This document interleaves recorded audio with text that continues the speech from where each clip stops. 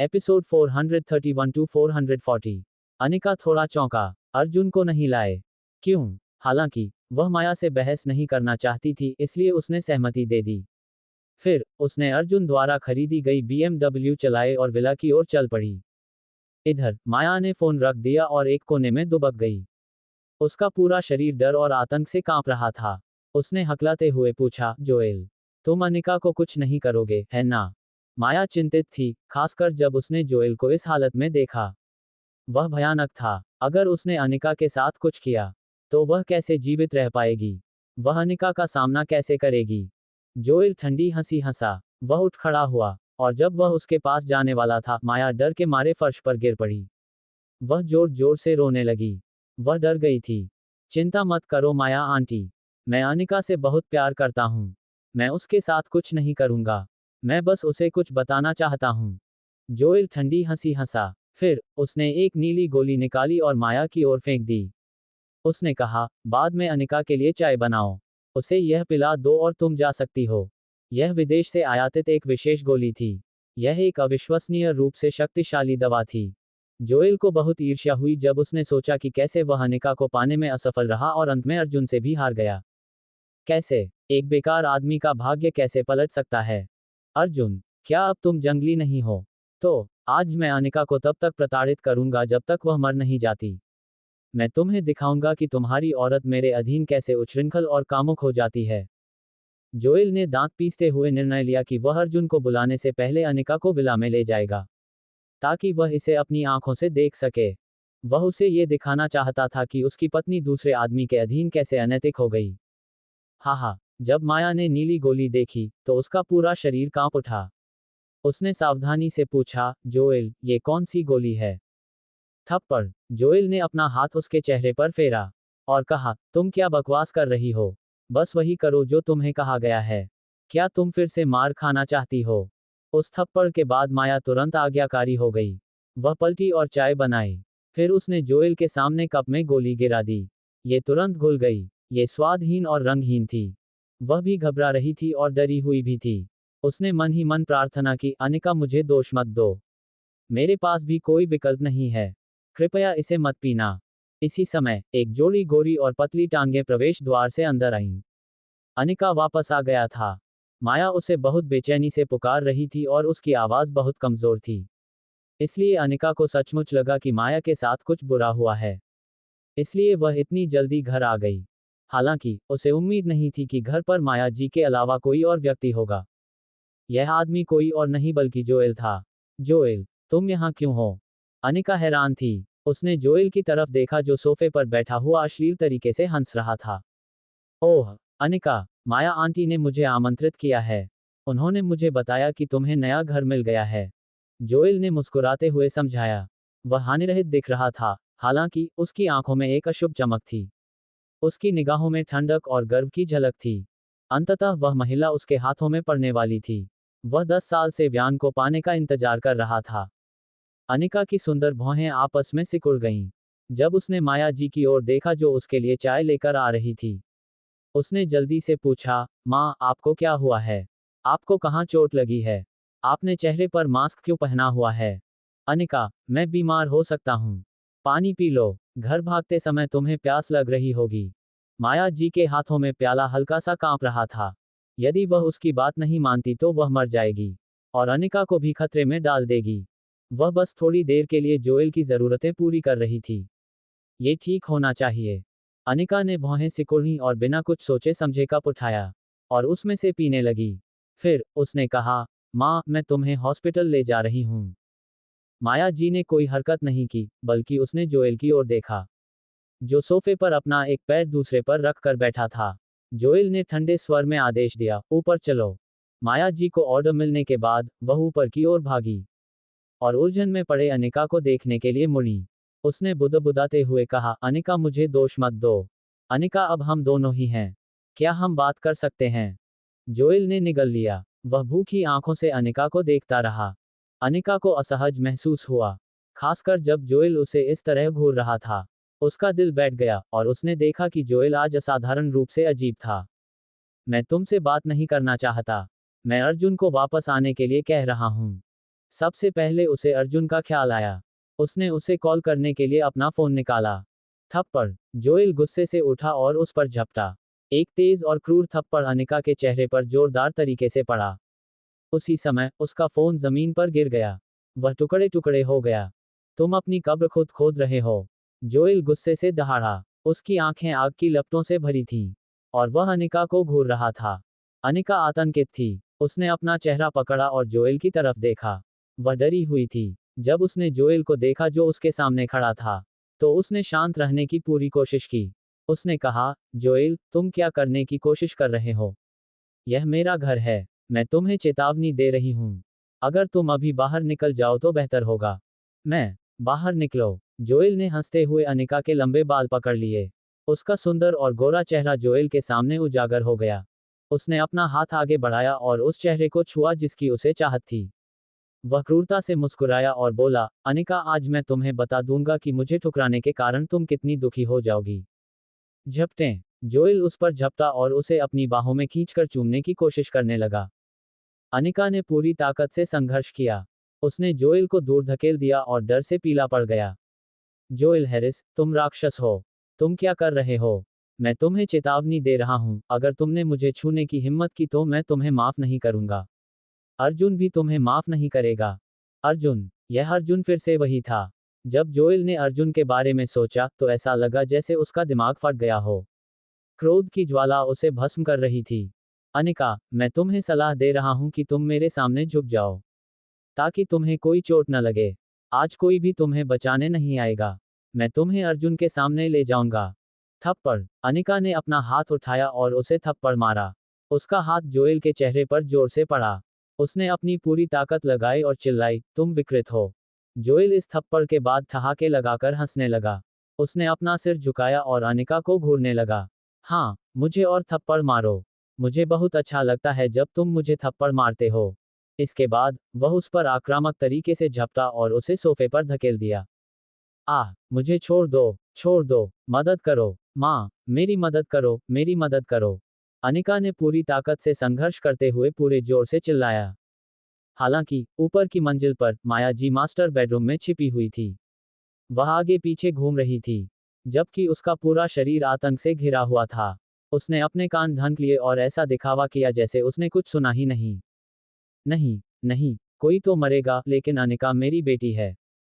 नहीं, नहीं, मैं नीचे नहीं जा सकता।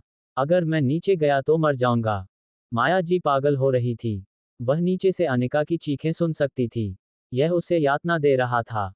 अनिका डर गई थी। वह भयभीत थी। उसे समझ में नहीं आ रहा था कि उसकी अपनी माँ उसके साथ ऐसा क्यों करेगी। वह उसे आग के गड्ढे में धकेल रही थी। उसके आतंक के बीच अनिका ने अपना घुटना उठाया और पूरी ताकत से जोएल की जांघों के बीच में लात मारी। ओह! जोएल दर्द से चिल्लाया और गिर पड़ा। अनिका ने उठने का यह अवसर लिया। भाड़ में जाओ, मैं आज तुम्हें जरूर मार डालूंगा। यहाँ आओ। जोएल गुस्से में था। वह पागलों की तरह लग रहा था क्योंकि वह दर्द सहते हुए उठ खड़ा हुआ। उसने अनिका के बाल पकड़े और उसे ऊपर उठाया। थप्पड़। लगातार कुछ थप्पड़ों ने अनिका के चेहरे पर वार किया। और अगले ही पल अनिका बेजान होकर सोफे पर गिर पड़ी। थप्पड़ खाने के बाद उसे चक्कर आ गया। वह कमजोर आवाज में बुदबुदाते हुए बोली, मदद करो अर्जुन, मेरी मदद करो। जोएल बुरी तरह हंसा और अनिका की ओर देखा जो सोफे पर कमजोर ढंग से संघर्ष कर रहा था। फाड़ना। फिर जोएल ने अनिका की सफेद शर्ट फाड़ दी। उसके कंधे उजागर हो गए। आह, मेरी बेटी को छोड़ दो। इस बार माया जी ने एक अनजान साहस का परिचय दिया। उसने अपने हाथों में एक गोल्फ क्लब उठाया और जोएल की पीठ पर दे मारा। एक जोरदार तमाचे के साथ जोएल फर्श पर गिर पड़ा और पीछे मुड़कर माया जी को कुटिलता से देखने लगा। फिर उसने आगे बढ़कर उसके हाथ से गोल्फ क्लब पकड़ लिया। तुरंत उसने उसे घुमाया। यह माया जी को जोर से लगा और वह जमीन पर गिर पड़ी। वह काफी देर तक नहीं उठी। वह रोती रही और बुदबुदाती रही, अनिका, मैं, मुझे माफ कर दो। सोफे पर बैठी अनिका निराश दिख रही थी। उसने नीचे देखा और देखा कि जोएल उसकी मां को कैसे प्रताड़ित कर रहा था। उसका दिल दुख रहा था जब वह चिल्लाई, जोएल, कृपया मेरी मां को मारना बंद करो। रुको, मैं। जोएल रुक गया और उसने अनिका को देखा जो टूटने की कगार पर थी। फिर वह उसके पास चला गया और उसके चेहरे पर एक भयावह मुस्कान थी। अचानक दो आकृतियां दरवाजे पर घुस आईं। जोएल हैरिस, तुम मौत को बुला रहे हो। विला में एक क्रोधित दहाड़ गूंज उठी जिससे पूरा लॉन्गफोर्ड पार्क हिल गया। अर्जुन की आंखें आग से भरी हुई थीं। उसके शरीर से एक ठंडी हत्यारी मंशा निकल रही थी। वह गुस्से से जोएल को घूर रहा था। उनका गुस्सा स्पष्ट था। अपने सामने का दृश्य देखकर अर्जुन अपने अंदर का गुस्सा छिपा नहीं सका। धिक्कार है। जोएल हैरिस ने फिर भी खुद को दिखाने की हिम्मत की। वह मौत मांग रहा था। यदि टाइगर ने आकर उसे यह नहीं बताया होता कि माया जी एक अजीब आदमी को घर लेकर आए हैं और उसके चलने के तरीके से ऐसा लग रहा था कि उस पर हमला हुआ है, तो अर्जुन नहीं आता। विला में सुरक्षाकर्मियों के पास भी कोई विकल्प नहीं था। माया जी ही उसे यहाँ लेकर आई थी। लॉन्गफोर्ड पार्क में रहने वालों के व्यवसाय के बारे में न पूछने के उनके अपने नियम थे। इसके अलावा माया जी जानबूझकर अपने शरीर पर घावों को छिपा रही थी ताकि सुरक्षाकर्मियों को पता न चले। कुछ दिन पहले ही माया जी ने विला के नौकरों को नौकरी से निकाल दिया था। उसका तर्क था कि वे पैसे की बर्बादी कर रहे थे। इस बीच उसने पैसे अपनी जेब में रख लिए। ये कहा जा सकता है कि इन कुछ लोगों के अलावा आज प्रथम महल में और कोई नहीं था। अर्जुन की आंखें बड़ी हो गई थीं और वह अपने दांत दिखा रहा था। उसके अंदर गुस्सा उबल रहा था और वह जोएल को लात मारने के लिए आगे बढ़ा। जोएल को प्रतिक्रिया करने का मौका भी नहीं मिला। तभी उसके चेहरे पर पैर आ पड़ा। जोएल पीछे की ओर उछला और दीवार से जा टकराया। उसकी पीठ दीवार से जोर से टकराए और वह बहुत देर तक हिल नहीं पाया। अरे अर्जुन, तुम ठीक समय पर यहां आ गए। जोएल पूरी ताकत से जमीन से ऊपर चढ़ा और कुछ गहरी सांसें लीं। उसकी आंखें बड़ी हो गई थीं और दांत खुले हुए थे। वह डरावना लग रहा था। अर्जुन, अनिका को कमजोरी महसूस हो रही थी क्योंकि वह अर्जुन की बाहों में जाने की पूरी कोशिश कर रही थी। वह कांप रही थी। वह रोते हुए दयनीय लग रही थी। अर्जुन ने अनिका को अपनी बाहों में पकड़ लिया। वह गुस्से से लाल हो गया। विला में रहने के बाद भी वह अनिका की रक्षा नहीं कर सका। अर्जुन खुद को दोषी मान रहा था। जोएल हैरिस को मौत मिलनी ही चाहिए थी। अब सब ठीक है, मैं यहाँ हूँ। अर्जुन ने अनिका को एक तरफ ले जाकर जोएल के पास पहुंचा और उसके शरीर के हर रोम से ठंडक निकल रही थी। वह चिल्लाया, जोएल, पिछली बार मैंने तुम्हें जाने दिया था, लेकिन इस बार तुम्हें नहीं पता कि तुम्हारे लिए क्या अच्छा है। तुम अभी भी मौत की मांग कर रहे हो। जोएल ने अर्जुन को घूरते हुए बुरी तरह से हंसा। उसने कहा, अर्जुन, दिखावा बंद करो। मैं बदला लेने आया हूं। अगर हिम्मत है तो मुझे मार डालो। ऐसा कहने के बाद अर्जुन उसके करीब आया और अपने घुटने से जोएल की ठोड़ी पर जोरदार प्रहार किया। एक कर्कश ध्वनि के साथ जोएल के मुंह से कुछ दांत निकल आए। उसका मुंह अब खून से भर गया था। आह, भाड़ में जाओ, जोएल दर्द से चिल्लाया। जब वह वापस लड़ने वाला था तो अर्जुन ने उसे फिर से लात मारी और वह एक टोड की तरह पीछे की ओर उड़ गया। जोएल जमीन पर गिर पड़ा और उसके मुंह से खून बहने लगा। पेट में दर्द के कारण वह जाग गया। वह जानता था कि आज वह जो चाहता था वह उसे नहीं मिल पाएगा, इसलिए उसने अब भागने के बारे में सोचा। आखिरकार वह अर्जुन की क्षमता को जानता था। वह अभी मरना नहीं चाहता था। वह एक इंसान था और जहां जीवन था वहां आशा थी। अंततः वह अभी भी विदेश भाग सकता था। हालांकि जब वह उठने ही वाला था तो एक पैर उसकी पीठ पर पड़ा और उसे वहीं पकड़ लिया। अर्जुन की आंखें लाल थीं और उसका सीना गुस्से से भरा हुआ था। उसने उसे एक बार जाने दिया और फिर भी उसने अपने किए पर विचार नहीं किया। जोएल ने फिर भी अपनी सीमा को चुनौती देने की कोशिश की। जोएल, तुम्हें सच में मरने से डर नहीं लगता, है ना? मैं तुम्हें इस बार नहीं जाने दूंगा, भले ही तुम गायत्री जी के भतीजे हो। अर्जुन दहाड़ा। उसने जोएल के बाल पकड़ लिए और उसे ऊपर उठा लिया। अर्जुन, मैं तुम्हें चेतावनी दे रहा हूं। बेहतर होगा कि तुम मुझे अभी जाने दो। मेरी चाची का नाम गायत्री वालिस है। वह गोल्डन सिटी की वालिस में से एक है। मेरे अंदर वालिस का आधा खून है। अगर तुमने मुझे छूने की हिम्मत की तो तुम मरने को तैयार हो। जोएल ने अर्जुन को गुस्से से देखा। वह भयभीत था। उनके मन में वालिस ही आकाश था और वालिस ही राजसी सत्ता थी। आखिर अर्जुन कौन था? वह तो बस एक बेकार का टुकड़ा था जिसे कपूर से भागने के लिए मजबूर किया गया था। क्या वह दुनिया को उल्टा कर सकता था? यदि यह सच था तो वह पिछले कुछ वर्षों में एक रीढ़विहीन काया बनने का नाटक क्यों कर रहा था? अर्जुन को वास्तव में नहीं पता था कि जोएल को इतना अहंकारी होने की हिम्मत कहां से मिली। क्या ये हैरिस और वालिस के दमघोंटू प्यार से मिली थी? शायद वह मानसिक रूप से थोड़ा विक्षिप्त था। धप। अर्जुन गुस्से से अंधा हो गया। उसने जोएल के चेहरे पर कई बार मुक्का मारा जिससे उसके चेहरे से खून बहने लगा। उसने जोएल की आंखों और नाक पर मुक्का मारा कुछ ही सेकंड में जोएल का चेहरा चोटिल और सूजा हुआ हो गया। उसका चेहरा खून से लथपथ हो गया था। दर्द से कराहने के बाद उसने थोड़ा खून थूका। तुम्हारी हिम्मत कैसे हुई मुझे छूने की? मैं अपनी चाची से कपूर को नष्ट करने के लिए कहूंगा। जोएल ने बुदबुदाया। उसकी आंखों में एक अशुभ चमक थी। मुझे नष्ट कर दोगे? अर्जुन ठंडी हंसी हंसा। इस दुनिया में कोई भी उससे इस तरह बात करने की हिम्मत नहीं करता। Ring ring. अचानक फोन की घंटी बजी। जोएल ने फोन अपने हाथ में लिया और देखा कि यह गायत्री जी का फोन था। उसका चेहरा खून से लथपथ था और वह दर्द से कराह रहा था। देखो, मेरी चाची मुझे बुला रही हैं। क्या अब भी तुम में मुझे छूने की हिम्मत है? अर्जुन ने उसके हाथ से फोन छीन लिया। जब उसने फोन उठाया तो दूसरी तरफ से एक ठंडी आवाज आई। उसने कहा, अर्जुन, जोएल को जाने दो। मैं उसे तुरंत विदेश भेज रही हूँ। वह अभी भी बच्चा है, इसलिए उसे कुछ भी नहीं पता। मैं तुम्हें हैरिस की सारी संपत्ति और मुंबई में वालिस की संपत्ति का आधा हिस्सा देने को तैयार हूँ। इस समय गायत्री सिरस विला में बैठी थी। उसने रोनाल्ड की ओर देखा जो उसके सामने घुटनों के बल बैठा था और उसके चेहरे पर एक ठंडा भाव था। रोनाल्ड बिना आवाज के रो रहा था। उसके माथे पर झुकने से बहुत चोट लग गई थी। 10 मिनट से ज्यादा पहले उसे एहसास हुआ कि उसका बेटा चला गया है। उसे अपने कमरे में अपनी योजना भी मिल गई। हालांकि यह लापरवाही थी, लेकिन रोनाल्ड समझ गया कि उसका बेटा अर्जुन से बदला लेना चाहता था। क्या वह मरना चाह रहा था? वह अब भी इतना असंवेदनशील कैसे हो सकता है? वह अर्जुन को फिर से चुनौती क्यों देना चाहता था? वे आर्केडिया द्वीप के कपूर थे। अर्जुन ये सब सहन कर सकता था। वह उन सभी चीजों को सहन कर सकता था जिन्हें सामान्य लोग सहन नहीं कर सकते थे। दूसरी ओर, वह इतना क्रोधित हो सकता है कि अपने रास्ते में आने वाली हर चीज को नष्ट कर दे। मैडम, कृपया, आपको जोएल को बचाना होगा। वह बदले की भावना में अंधा हो गया है। रोनाल्ड फर्श पर घुटनों के बल बैठा हुआ था और गुस्से से दंडवत प्रणाम कर रहा था। उनका घर चला गया था, इसलिए वे पिछले कुछ दिनों से सिरस विला में रह रहे थे।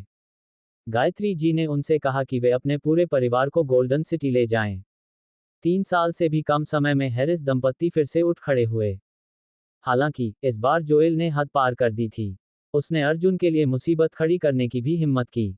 वह अनिका और अर्जुन को भी मारना चाहता था। कुल गड़बड़। कैसी मूर्खता है। इधर अर्जुन को गायत्री जी का फोन आने के बाद उसका चेहरा ठंडा पड़ गया था। वह एक फंसे हुए जानवर की तरह था। जोएल को घूर रहा था, जिसके मुंह से खून बह रहा था। वह पूरे समय ठंडी हंसी हंसता रहा। बाद वाले ने यहां तक कहा, अब क्या अर्जुन? क्या तुम अब भी मुझे छूने की हिम्मत कर रहे हो? मुझे पता था, तुम बिल्कुल बेकार हो और हमेशा बेकार ही रहोगे।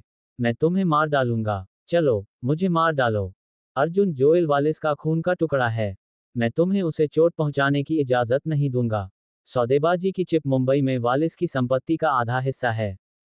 गायत्री जी ने शांति से कहा। ऐसा लग रहा था जैसे बहस की कोई गुंजाइश ही नहीं थी। भाड़ में जाओ, अर्जुन चिल्लाया। उसकी आवाज एक गड़गड़ाहट की तरह थी जिसने पूरे विला को अपनी चपेट में ले लिया। साथ ही इसने पूरे सिरस विला को भी अपनी चपेट में ले लिया। गायत्री जी हैरान रह गई। वह स्तब्ध थी। उसका चेहरा ठंडे पसीने से भीगा हुआ था और उसकी आंखें फड़क रही थीं। उसकी दहाड़ भयानक थी। यह उस समय रोजे की तुलना में और भी अधिक भयानक लग रहा था। अंततः अर्जुन किसी तरह एक सम्राट का दर्जा पाने में सफल रहे। धत्तेरी की, यही वह चीज थी जिसे देखकर गायत्री जी को सबसे अधिक डर लगता था। अर्जुन, यह मेरा कपूर परिवार की दूसरी मैडम, गायत्री जी वालिस का आदेश है। जोएल को जाने दो। गायत्री जी अचानक सोफे से उठ खड़ी हुई और उसके चारों ओर रीढ़ कंपा देने वाली ठंड फैल गई। गायत्री वालिस, मैं तुम्हें एक बार फिर बताऊंगा, तुम्हें मुझे आदेश देने का अधिकार नहीं है। मैं तुमसे नहीं डरता गायत्री वालिस। अगर तुम जोएल हैरिस की वजह से पूरे वालिस परिवार के भविष्य को दांव पर लगाना चाहती हो, तो मैं खुशी खुशी इस यात्रा में तुम्हारा साथ दूंगा। मुझे उम्मीद है कि तुम तब तक इस दुनिया में रह पाओगी गायत्री वालिस। अर्जुन ने ठंडे स्वर में कहा और उसकी आंखों में क्रोध की ज्वाला थी। फोन रखते ही अर्जुन ने उसे टुकड़े टुकड़े कर दिया। इस बार जोएल को बहुत डर लगा, खासकर जब उसकी नजर अर्जुन की बेहद ठंडी आंखों से मिली। उसका पूरा शरीर कांप रहा था। वह भयानक था। इस बार अर्जुन ऐसा लग रहा था जैसे वह किसी को मारने वाला है। अनिका एक तरफ लेटी हुई थी। वह अर्जुन की आकृति को अस्पष्ट रूप से पहचान पा रही थी। उसके हाथ जोएल के बालों को कसकर पकड़े हुए थे और उसका पूरा शरीर हत्या के इरादे से भरा हुआ था। ये पूरे विला में फैल रहा था। क्या यह अभी भी उसका पति था? माया जी बुरी तरह घायल होकर रेंगते हुए अनिका के पास पहुंची। वह दर्द से कराह रही थी। उसने अर्जुन की ओर देखा जो जोएल को सबक सिखा रहा था, और वह पूरी तरह से दंग रह गई। क्या यह अभी भी अर्जुन था, वह बेकार आवारा? वह इतनी डरी हुई थी कि उसने अपना सिर उठाने की हिम्मत नहीं की। उसने पहले भी अर्जुन को अपमानित किया था। उसने अर्जुन को घर से बाहर निकालने के लिए हर तरह के तरीके अपनाए थे। अब अर्जुन बहुत शक्तिशाली था। माया जी उसके कौशल को देखकर भयभीत हो गई। वह कई वर्षों से अर्जुन के सामने बहुत ही दबंग और आक्रामक व्यवहार करती आ रही थी। जब माया जी ने अपने परिणामों के बारे में सोचा तो वह डर से कांपने लगी। अर्जुन ने जोएल को फर्श से खींचकर कॉफी टेबल पर ले आया। फिर उसने अपना हाथ कॉफी टेबल पर रख दिया।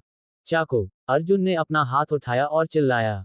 उसने टाइगर की तरफ देखा तक नहीं जो दरवाजे पर खड़ा था। टाइगर ने अपनी पिछली जेब से खंजर निकाला और आदरपूर्वक अर्जुन को सौंप दिया। खंजर अर्जुन के हाथ में घूमते हुए रोशनी में चमक रहा था। ब्लेड ठंडी चमक रही थी। अर्जुन, क्या तुम में मुझे छूने की हिम्मत है?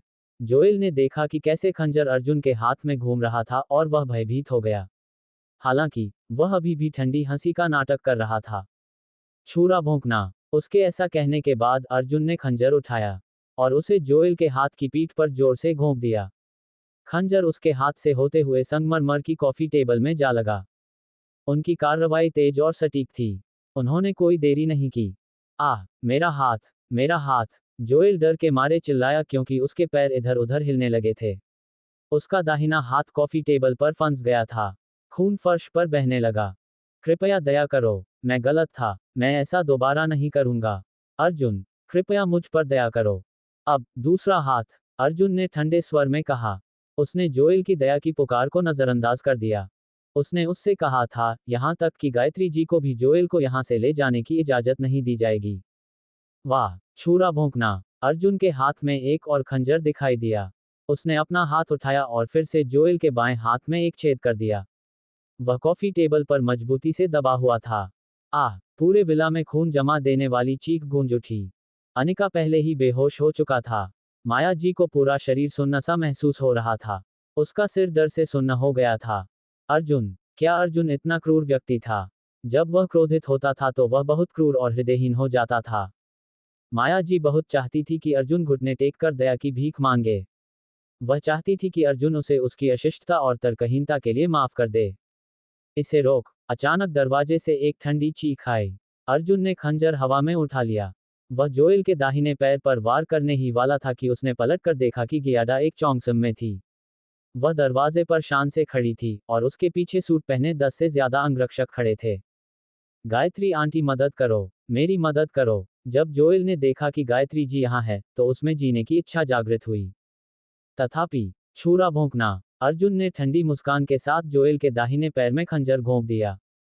यह उसके शरीर के आर पार हो गया और उसकी नसें टूट गईं। अर्जुन ने आखिरकार धीरे से उठकर टाइगर का दिया हुआ तौलिया लिया। उसने अपने हाथ पोंछे और ठंडे स्वर में कहा, गायत्री, तुम इतने सारे लोगों को यहाँ क्यों लेकर आए हो? गायत्री जी ने लाल कमल की कढ़ाई के साथ सफेद चौंगसम पहना हुआ था। वह भव्यता के साथ अंदर गई और अनिका को देखा जो पहले ही बेहोश हो चुका था। फिर उसने जोएल को देखा जो बुरी तरह से घायल था और दर्द से चिल्ला रहा था। उसने शांति से कहा, मैं जोएल को घर ले जाने के लिए यहाँ आई हूँ। उसके ऐसा कहने के बाद उसके कुछ अंगरक्षक वहां आए और जोएल को ले जाने की कोशिश करने लगे। उसने अर्जुन की स्वीकृति भी नहीं मांगी। वह उसका बिल्कुल भी सम्मान नहीं करती थी। इस समय माया जी ने अपना सिर उठाकर देखा। जब उसने गायत्री जी को देखा तो वह पूरी तरह से दंग रह गई। ये वही महिला थी जिसने उस पर हमला किया था। माया जी की आंखें चौड़ी हो गईं। उसे गायत्री जी की पूरी जिंदगी याद रहेगी, खास तौर पर वह थप्पड़ जो उनकी यादों में बस गया था। वह जानती थी कि गायत्री जी एक शक्तिशाली महिला है। अब यह महिला उसके विला में थी। ऐसा लग रहा था जैसे वह जोएल को बचाने के लिए यहाँ आई थी। क्या अर्जुन इस महिला को जानता था? तुम हो, तुम ही हो जिसने पिछली बार मुझ पर हमला किया था। माया जी ने गायत्री जी की ओर इशारा किया और हकलाने लगी। गायत्री जी ने उसे केवल ठंडी निगाहों से देखा। उसकी बर्फीली निगाहें माया जी के दिल में उतर गईं। माया जी ने डर के मारे तुरंत अपना मुंह ढक लिया। उसे ले जाओ, गायत्री जी ने ठंडे स्वर में कहा। उसके कुछ अंगरक्षक फिर से वहां आ गए। जो कोई भी एक और कदम बढ़ाने की हिम्मत करेगा उसे मुझसे होकर गुजरना होगा। टाइगर दहाड़ता हुआ अर्जुन के सामने खड़ा हो गया। उसकी आंखें चौड़ी हो गई थीं और वह सूट पहने 10 से ज्यादा आदमियों को घूर रहा था। उसके चारों ओर एक क्रूर वातावरण था। वह वालिस द्वारा नियुक्त प्रशिक्षित अंगरक्षकों से भी बदतर नहीं था। रास्ते से अलग हटें। अंगरक्षकों के मुखिया, जो धूप का चश्मा पहने हुए थे, उसने टाइगर से ठंडे स्वर में कहा। उसकी नज़र में टाइगर उससे बस थोड़ा बड़ा था। उसके शरीर में बहुत कमजोरियां थीं। वह सिर्फ एक चाल में टाइगर को हरा सकता था। वह कमजोर था। वे अंगरक्षक थे जिन्हें बहुत अच्छी ट्रेनिंग दी गई थी। वे जानते थे कि कैसे मारना है और उन्होंने अलग अलग देशों से अलग अलग युद्ध कौशल सीखे थे। वे जो भी कौशल जानते थे वे सभी हत्या के लिए थे। अचानक और भी अंगरक्षक बाहर आए, सभी की आंखों में हत्या का इरादा था। वे टाइगर पर दबाव डाल रहे थे। टाइगर को उनकी जानलेवा मंशा का एहसास हो गया था, जो झरने की तरह महसूस हो रही थी। वह अवचेतन रूप से पीछे हट गया। फिर भी उसने अपनी छाती फुला ली और फिर से बाहर निकल आया। वह चिल्लाया, आओ, मैं देखना चाहता हूं कि मुझे छूने की हिम्मत कौन करता है। मैं सबसे पहले उसका खात्मा करूंगा। वह मिस्टर कपूर की रक्षा अपने जीवन से करेगा। टाइगर का यही एकमात्र विश्वास था। भले ही उसे अपनी जान जोखिम में डालनी पड़े, वह ऐसा करने को तैयार होगा। सूट पहने हुए लोगों के नेता की निगाहों में धूप के चश्मे के पीछे एक अशुभ चमक थी। फिर उसने अपना सिर झुकाया। उसके बगल में खड़ा एक अंगरक्षक आगे बढ़ा। धमाका, एक मुक्का। उस अंगरक्षक ने एक मुक्का मारा जो टाइगर की छाती पर लगा। टाइगर को पता ही नहीं चला कि उस आदमी ने कब मुक्का मारा और उसे चोट लग गई। वह लड़खड़ाता हुआ कुछ मीटर पीछे चला गया। टाइगर अचंभित रह गया। वे बहुत ताकतवर थे, हालांकि वह बिना लड़े हार मानने को तैयार नहीं था। मिस्टर कपूर अभी भी यहाँ थे। उसी समय टाइगर उछल पड़ा और अपनी मुट्ठियां बांधकर आगे बढ़ा। धमाका, एक लात। बाघ पीछे की ओर उछला और खंभे से जा टकराया। खंभे का निचला आधा हिस्सा टूट गया। टाइगर ने दर्द सहा और एक बार फिर ऊपर चढ़ गया। जब उसने फिर से आगे बढ़ने की कोशिश की तो अर्जुन ने उसे रोक दिया। उसने उसकी तरफ देखा और कहा, बस, ये काम करेगा। अर्जुन को पता था कि टाइगर उनका प्रतिद्वंद्वी नहीं था। अगर वह ऐसा करता रहा तो उसकी मौत हो जाएगी। ये लोग वालिस द्वारा नियुक्त विशेष अंगरक्षक थे। वे विशेष बलों के भाड़े के सैनिक थे जिन्हें विभिन्न स्तरों की चुनौतियों के बाद चुना गया था। कोई भी साधारण व्यक्ति उन्हें हरा नहीं सकता था। नेता ने घृणा से टाइगर को देखा और जोएल के पास गया जो दर्द से कराह रहा था। हालांकि अर्जुन ने धीरे से कहा, जो कोई भी उसे आज ले जाएगा, मैं उसके पूरे परिवार को मार डालूंगा, जिसमें वालिस भी शामिल हैं। उसकी आवाज तेज तो नहीं थी लेकिन दृढ़ और शक्तिशाली थी। उसे सुनकर हर कोई कांप उठा। गायत्री जी ने भौहें सिकुड़ी और अर्जुन को घूरा। उसकी आंखें ठंडी थीं और उसने कहा, उसे ले जाओ।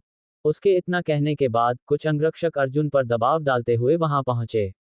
उन्होंने अर्जुन से कहा, मास्टर कपूर, कृपया उदारता दिखाएं। मिस वालिस इस आदमी को चाहती है। हाँ, गायत्री जी अभी भी वालिस के लिए मिस वालिस थी। यद्यपि वे कपूर के प्रति सम्मान रखते थे, फिर भी उनका जीवन वालिस का था। आप कोशिश कर सकते हैं, अर्जुन ने शांति से उत्तर दिया। उसे इस बात की चिंता नहीं थी कि दूसरे पक्ष के पास कितने लोग हैं। नेता ने कुछ देर तक विचार किया और कहा, मास्टर कपूर, कृपया मुझे अशिष्ट होने के लिए क्षमा करें। ऐसा कहने के बाद उसने अपने आदमियों को इशारा करके चिल्लाया, करो। कुछ अंगरक्षक बाहर भागे और अर्जुन को वश में करने की कोशिश की। अचानक किसी का हाथ अर्जुन की कलाई पकड़ने की कोशिश करने के लिए आगे बढ़ा। अचानक एक ठंडी रोशनी चमकी। वाह! एक खंजर उस हाथ में घुस गया जो अर्जुन को पकड़ने की कोशिश कर रहा था। फिर वह दूसरी तरफ से निकला और खून की धार के साथ दीवार में घुस गया। आह! अंगरक्षक ने उसका हाथ पकड़ लिया और घुराया। फिर वह तेजी से पीछे हट गया। 10 से अधिक अंगरक्षकों ने अपने अपने डंडे निकालकर गायत्री जी को चारों ओर से घेर लिया। ऐसा लग रहा था जैसे ये कार्य एक ही त्वरित गति से किया गया हो। ठीक इसी तरह 10 जोड़ी से अधिक आंखें उस सुस्त व्यक्ति को घूर रही थीं, जो अचानक अर्जुन के पीछे आ गया था। सभी के सिर के अंग सुन्न हो गए। उनका पूरा शरीर तनावग्रस्त हो गया। यह आदमी कब आया? वह 10 जोड़ी से अधिक चौकस निगाहों से बच सकता था।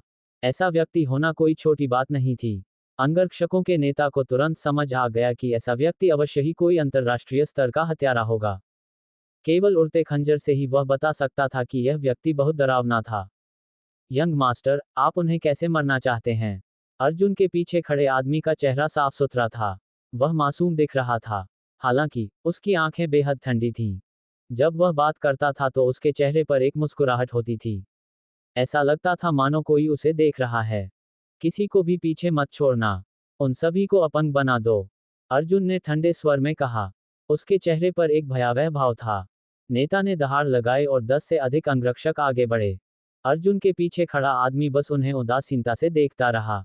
उसने तिरस्कार भरी मुस्कान बिखेरी और कहा, तुम में से बहुत कम लोग हैं। कुछ ही मिनटों में सभी लोग फर्श पर पड़े थे। कमरे में कराहने और विलाप की आवाजें गूंज रही थीं। और लिविंग रूम में गंदगी फैली हुई थी। अर्जुन और गायत्री जी कमरे के दोनों छोर पर खड़े होकर एक दूसरे को घूर रहे थे। पलक झपकते ही गायत्री जी के सभी अंगरक्षक जमीन पर गिर गए। उनके हाथ या पैर अपंग हो गए थे। वे लड़ने की क्षमता खो चुके थे। हत्यारा घायल अंगरक्षकों के बीच जमीन पर खड़ा था। उसका शरीर खून से लथपथ था और उसके चेहरे से भी खून टपक रहा था। वह उठा और कलाई हिलाकर खंजर अर्जुन की ओर फेंक दिया, जो उसके पीछे था। अर्जुन ने उसे पकड़ लिया और जैसे ही उसने अपनी कलाई हिलाई, खंजर उसके हाथ से निकल गया। वाह! खून से लथपथ खंजर गायत्री जी की ओर बढ़ा और उसकी गोरी गर्दन के पार जा लगा। उसने उसके काले बालों का एक गुच्छा भी काट दिया। फिर खंजर विला के दरवाजे में घुस गया। गति से खंजर का सिरा हिल गया, जिससे भिनभिनाने जैसी आवाज पैदा हुई। उस समय गायत्री जी ने एक घूंट भरी। उसकी कनपटियों पर भी ठंडा पसीना था। हालांकि वह अभी भी गर्व से वहां खड़ी थी। उसने फर्श पर अंगरक्षकों की ओर भी नहीं देखा।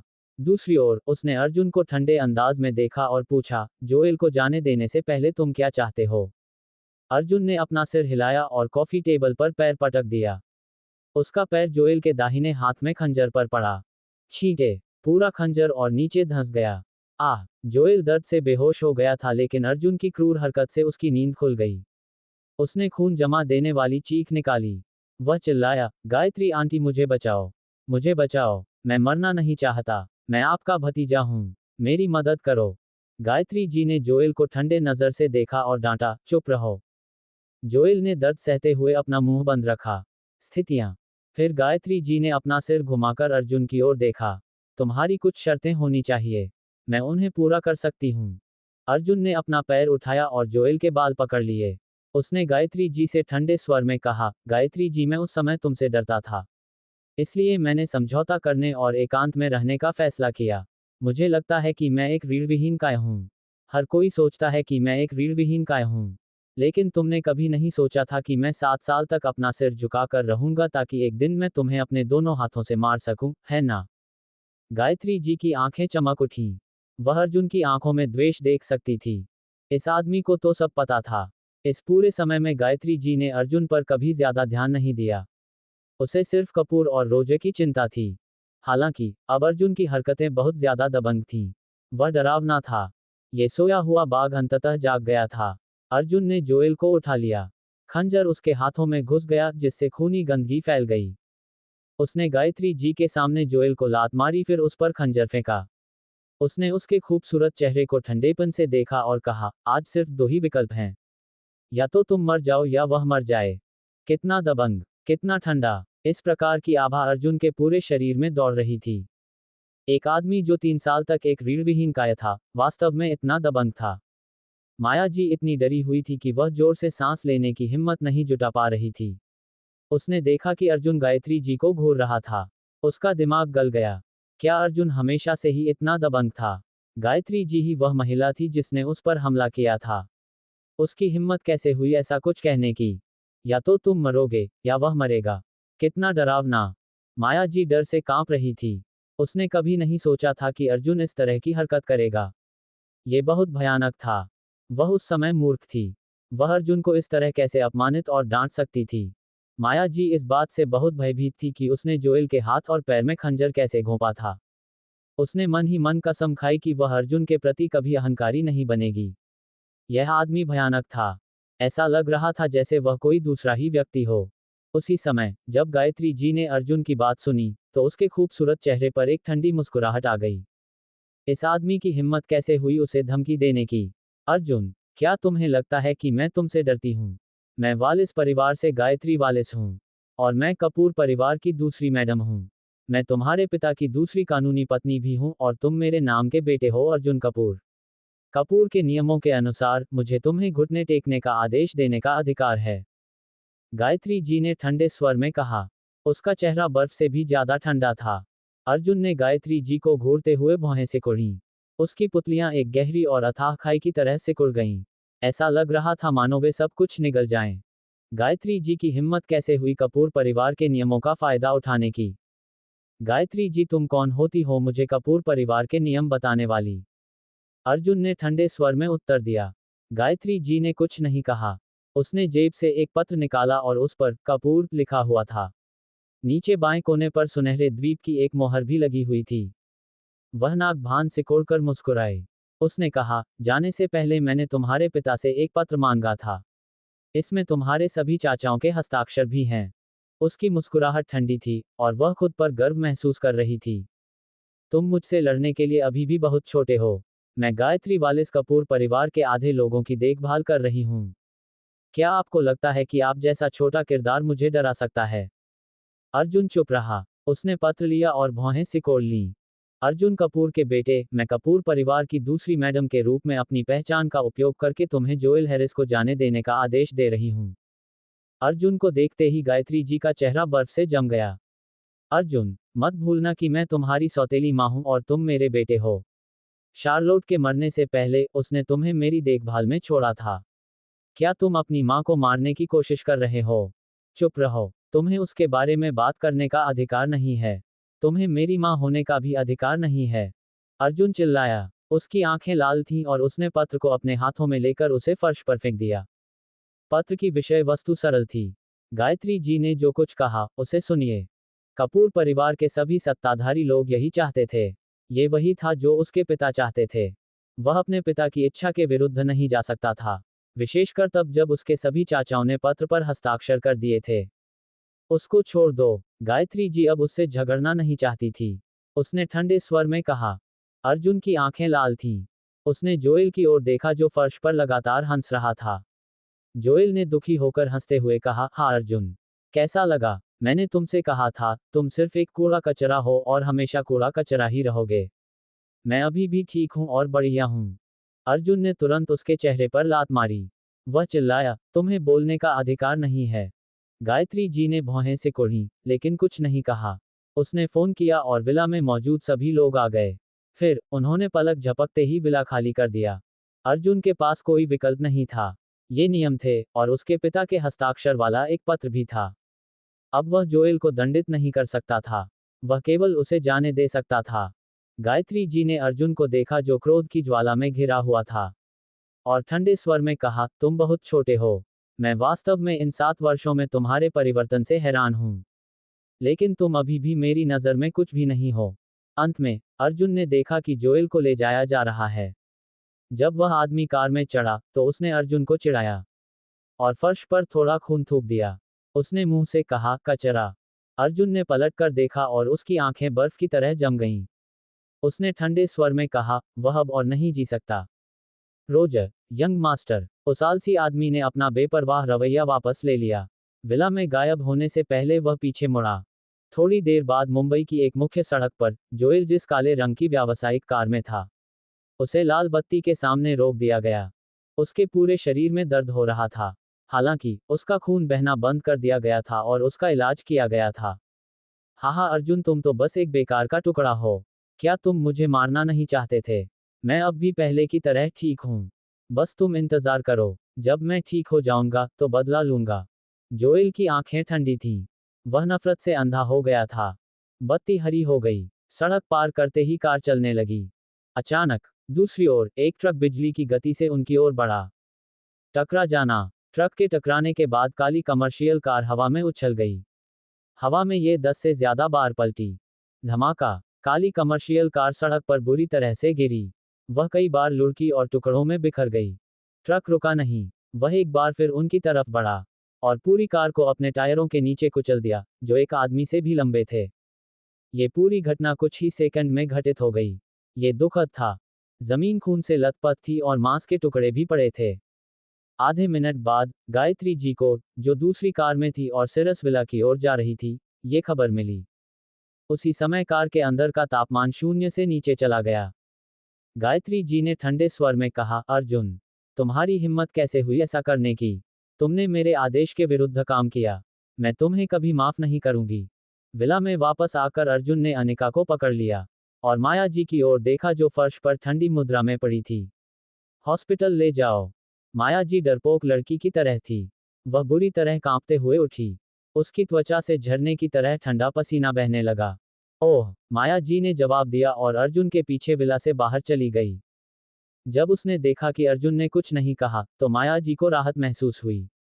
उसने राहत की सांस ली, लेकिन उसका दिल अभी भी कांप रहा था। दरवाजे से बाहर निकलने के बाद माया जी जल्दी से टैक्सी बुलाने की कोशिश कर रही थी। अंत में टाइगर ने एक काली मर्सिडीज बेंज कार चलाई और दरवाजा खोला। उसने सम्मानपूर्वक कहा, मिस्टर कपूर कृपया अंदर आ जाए। अर्जुन ने उसे अस्वीकार नहीं किया। उन्हें तुरंत हॉस्पिटल जाना था। अनिका पहले ही बेहोश हो चुकी थी। उन्हें नहीं पता था कि उसे क्या हुआ था। माया जी चौंक गई। उसने टाइगर को देखा जो बैल की तरह मजबूत था और मर्सिडीज बेंज को भी। उसे समझ नहीं आ रहा था कि क्या करे। अंदर आ जाओ, अर्जुन ने ठंडे स्वर में कहा। माया जी कार में बैठ गई। उसे भी बहुत चोट लगी थी, लेकिन वह अस्पताल पहुंचने तक अपनी जान बचाकर रख सकी। हॉस्पिटल जाते समय माया जी ने कई बार कुछ कहने की कोशिश की, लेकिन वह रुक गई। वह परेशान थी। ऐसा लग रहा था जैसे उसके दिल में 10 तीव्रता का भूकंप आ रहा हो।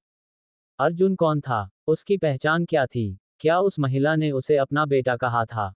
हे भगवान, कितना भयानक! उसकी माँ बहुत क्रूर और हृदयहीन थी। माया जी ने कभी नहीं सोचा था कि अर्जुन इतना शक्तिशाली होगा। वह भयभीत थी। वह हमेशा से ही एक रीढ़विहीन आवारा था। कौन सोच सकता था कि वह इतना भयानक हो सकता है?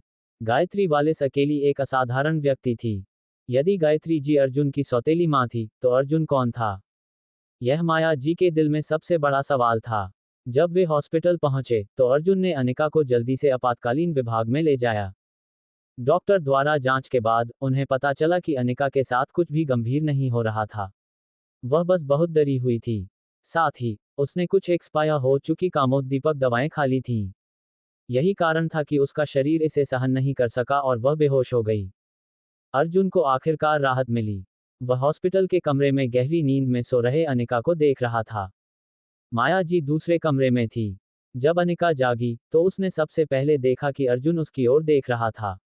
उसका चेहरा पीला पड़ गया था, लेकिन वह जानबूझकर मुस्कुराई, अर्जुन, मुझे माफ कर दो। अर्जुन ने अपना सिर हिलाया और अनिका के ठंडे हाथों को पकड़ लिया। उसने कहा, सब ठीक है। अब सब खत्म हो गया है। इसमें तुम्हारी कोई गलती नहीं है। अनिका की आंखों से आंसू बह निकले। वह अभी भी डरी हुई थी। यदि अर्जुन समय पर प्रकट नहीं होता, तो वह उस राक्षस जोएल के द्वारा कलंकित हो जाती। ये चौथी बार था। अर्जुन हमेशा हर संकट में उसे बचाने के लिए उपस्थित होता था। अनिका को सुरक्षित महसूस हुआ।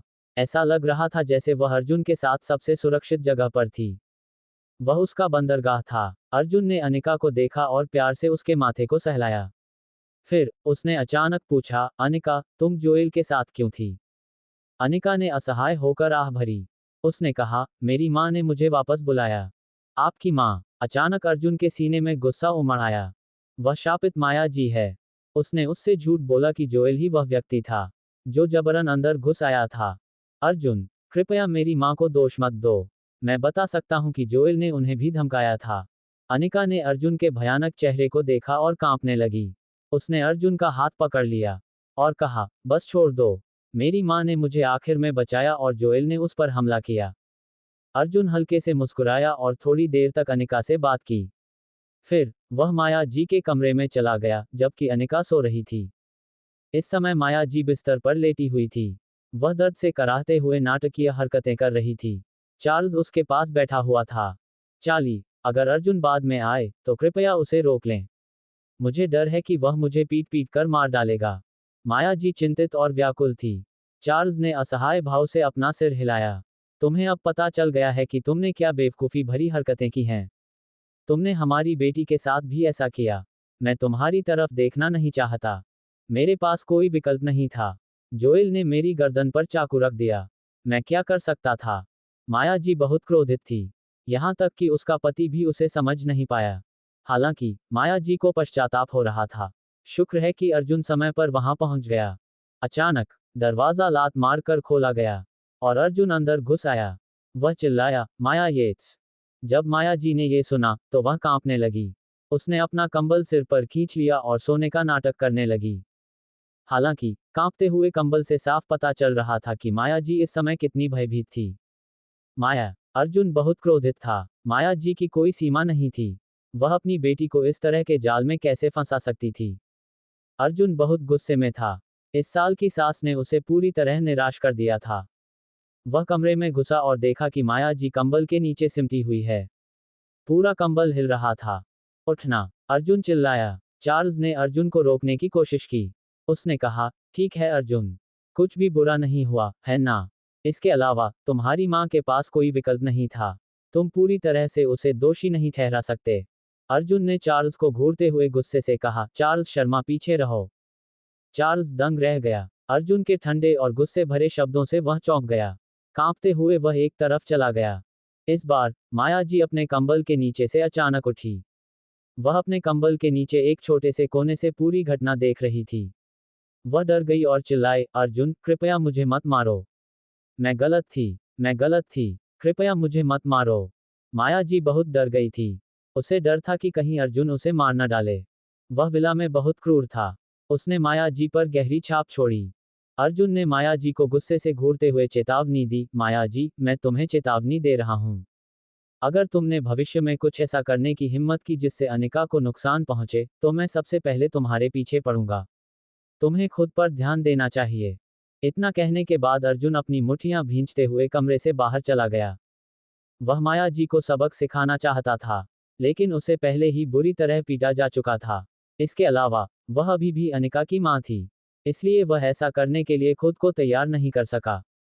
वह उसे बस एक और मौका देना चाहता था। अगर वह फिर भी बदलने से इनकार करती है, तो अर्जुन को उसे जीवन भर पछतावे में जीने देने में कोई आपत्ति नहीं होगी। अर्जुन के कमरे से चले जाने के बाद माया जी ने राहत की सांस ली। उसने चार्ल्स को घूरते हुए कहा, तुम बेकार आदमी हो। क्या तुमने नहीं देखा कि वह मुझे मारने वाला था? तुम कैसे छिप सकते थे? तुम्हें छिपने की हिम्मत कैसे हुई? मैं तुम्हारी पत्नी हूं। चार्ल्स का चेहरा ठंडा था। उसने उसे घूरकर डांटा, न केवल अर्जुन, बल्कि मैं भी तुम्हें मारना चाहता हूं। तुमने कुछ बेवकूफी की है और अब तुम सही हो, है ना? माया जी को तब झटका लगा जब चार्ल्स ने उसे अचानक डांटा। घर पर चार्ल्स हमेशा उसकी बात सुनता था। वह उससे डरता था। हालांकि उसे उम्मीद नहीं थी कि जो कुछ हुआ उसके बाद वह उसे डांटेगा। पलक झपकते ही माया जी को लगा कि उसके साथ बहुत अन्याय हुआ है। वह चिल्लाने लगी और बेवजह इधर उधर लुढ़कने लगी। वह चिल्लाई, अब तुम सब मुझे धमका रहे हो, है ना? क्या मैं इंसान नहीं हूं? मैं क्या कर सकती थी? मुझे धमकाया जा रहा था। क्या मैं नहीं जानती कि अनिका मेरी बेटी है? तुम सब मुझे धमका रहे हो। क्या मैं अब भी इस परिवार की जिम्मेदारी ले सकती हूँ? मैं अब और जीना नहीं चाहती। माया जी क्रोधित और दुखी थी। वह निकम्मा अर्जुन अचानक इतना शक्तिशाली हो गया था।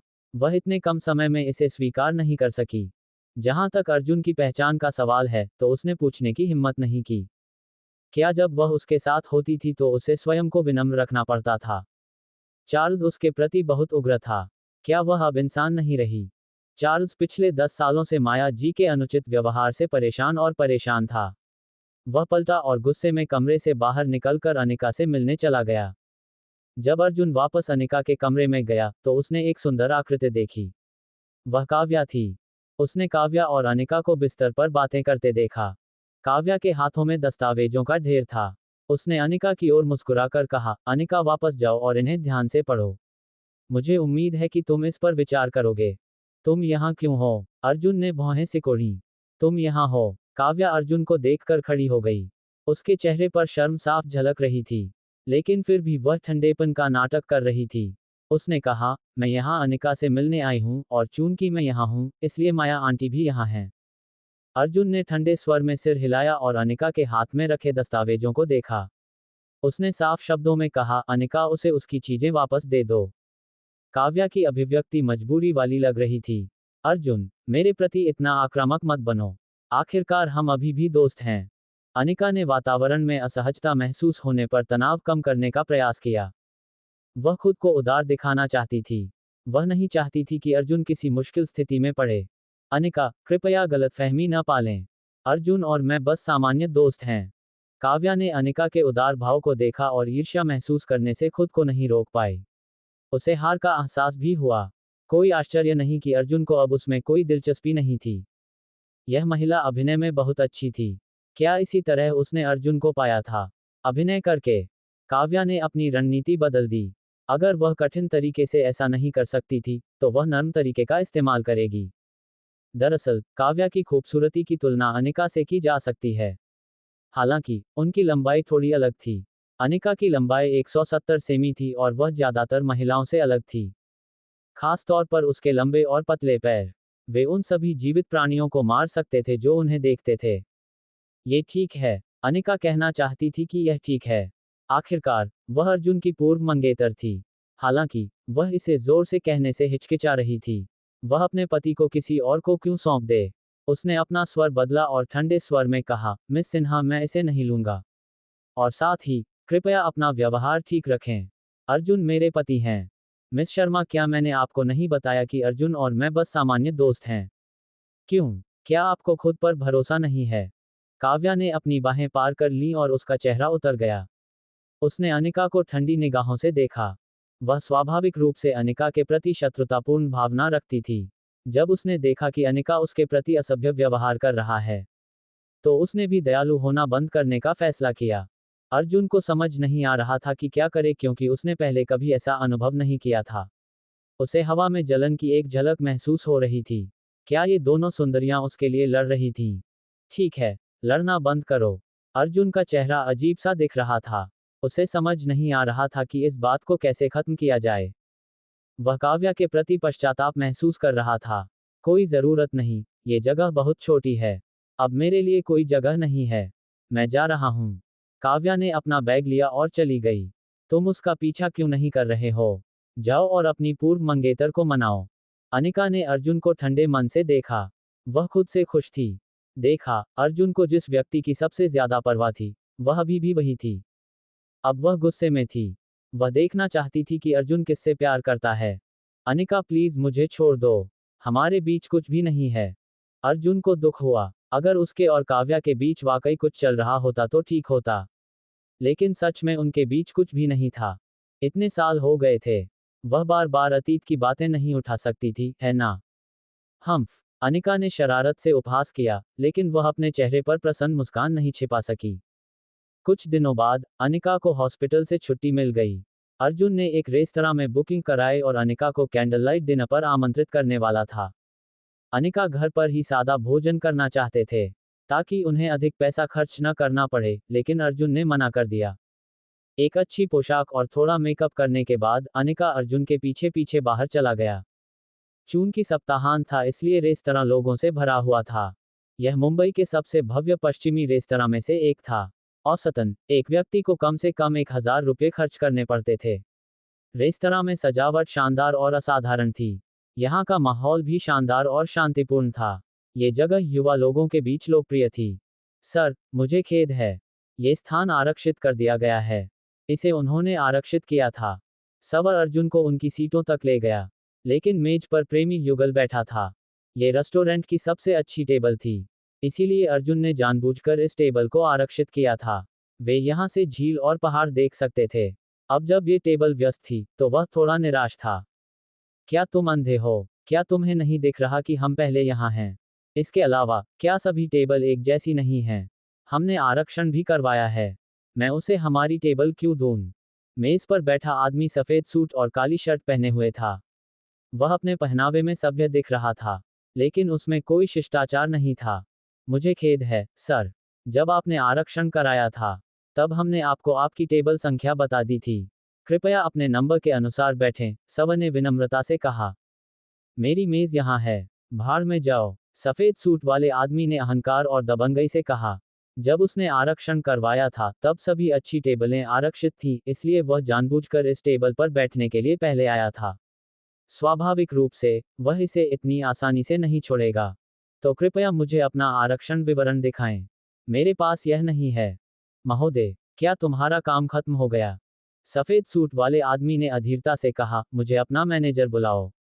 उसे बताओ कि मैं कौन हूं। क्या तुम्हें भरोसा है कि मैं सिर्फ एक शब्द से तुम्हारी नौकरी छीन लूंगा? वह ये बात सव से कह रहा था, लेकिन साथ ही वह ये बात अर्जुन से भी कह रहा था। यह एक स्पष्ट चेतावनी थी। ठीक है, हम दूसरी टेबल ले लेंगे। अनिका ने अर्जुन का हाथ खींचा। वह नहीं चाहती थी कि इस छोटी सी असुविधा के कारण उनका उत्साह कम हो जाए। मुझे ऐसा नहीं लगता। हमने ये टेबल आरक्षित की है, इसलिए ये हमारी है। अगर हम धैर्य बनाए रखेंगे और बड़ी समस्याओं को छोटी समस्याओं में बदलते रहेंगे, तो हमें नीचा देखा जाएगा। मानदंडों या मानकों के बिना कुछ भी हासिल नहीं किया जा सकता। मुझे लगता है कि हमें उन्हें बताना चाहिए कि नियम शब्द का क्या मतलब है। अर्जुन ने अपनी भौहें उठाईं और सफेद सूट वाले आदमी को देखा और फिर ठंडे स्वर में कहा, ओह, तुम मादरचोद, किसे डांट रहे हो? सफेद सूट वाला आदमी उठा और अर्जुन को थप्पड़ मारने के लिए अपना हाथ उठाया। अर्जुन ने उसकी कलाई पकड़ी और उसे पीछे की ओर घुमाया। फिर उसने उस आदमी के सुंदर चेहरे को पकड़ा और उसे मेज पर पटक दिया। आउच! बहुत दर्द हो रहा है। छोड़ दो मुझे, आदमी दर्द से चिल्लाया। मैंने तुमसे कहा था, यह मेरी मेज है। क्या तुम समझ रहे हो? अर्जुन ने ठंडे स्वर में कहा। क्या चल रहा है? इस बार काले सूट में एक आदमी तेजी से दौड़ता हुआ आया। सर, यह आदमी अपने नंबर के हिसाब से नहीं बैठना चाहता। वह किसी और की मेज पर बैठा है, सव ने जवाब दिया। Young master Berkshire. मैनेजर की अभिव्यक्ति तब बदल गई जब उसने सफेद कपड़े पहने आदमी को देखा। उसने अर्जुन का हाथ खींच लिया और ठंडे स्वर में कहा, तुम क्या कर रहे हो? ये कैपिटल सिटी का यंग मास्टर था।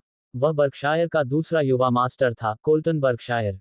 अर्जुन ने भौहें सिकोड़ते हुए कहा, वह मेरी मेज पर बैठा है। मैं यहाँ मैनेजर हूँ। मैं ही तय करूंगा कि किसे कौन सी टेबल मिलेगी। ये टेबल आज यंग मास्टर बर्कशायर की है। आपके मुआवजे के लिए, मैं आपको आपके बिल पर 20% की छूट दे सकता हूँ। मैनेजर का लहजा दृढ़ था। नहीं, मुझे आज यहीं बैठना होगा। अर्जुन का चेहरा उतर गया। वह हार नहीं मानना चाहता था। इस दुनिया में किसी की हिम्मत नहीं हुई कि उसकी चीजें उससे छीन सके। सच में? तो फिर कृपया बाहर निकल जाओ। हमारा रेस्तरां आपको खाना नहीं देगा। मैनेजर ने ठंडे चेहरे से इशारा किया।